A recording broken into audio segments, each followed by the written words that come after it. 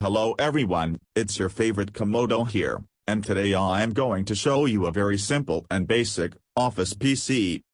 This PC is made for people working at an office or people that just want a basic PC to look at movies or just media in general.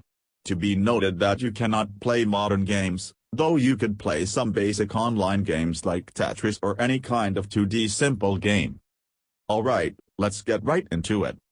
So first we have our CPU, which is a simple yet powerful AMD Ryzen 3 2200G.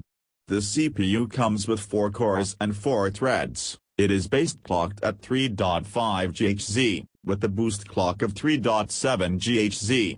It has Radeon Vega 8 integrated graphics, so that means we won't need a dedicated GPU, which makes this CPU perfect for office work or just some basic media streaming.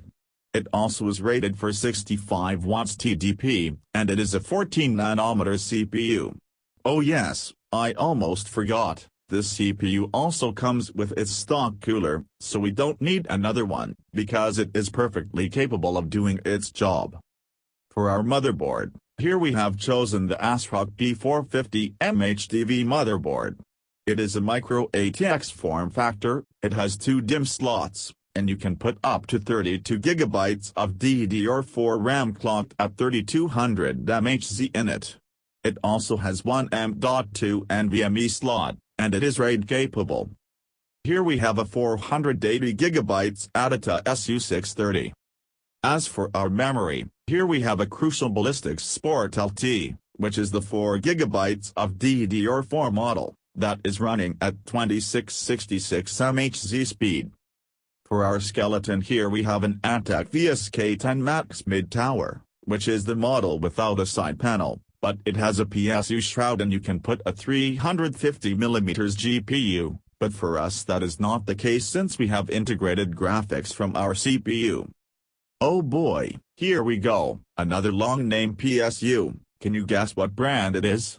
Comment down below you guess, and I will reply.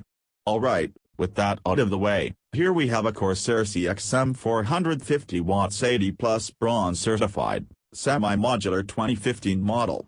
Oh god, what a long name. Alright, so as you can see it is 80 plus bronze certified, and it is semi-modular. There is nothing else really to say about his PSU other than it's great for low-end PCs without GPUs. Alright guys, seems like we have reached the end of the video. If you would like to check out today's build, do so by clicking the link in the video description.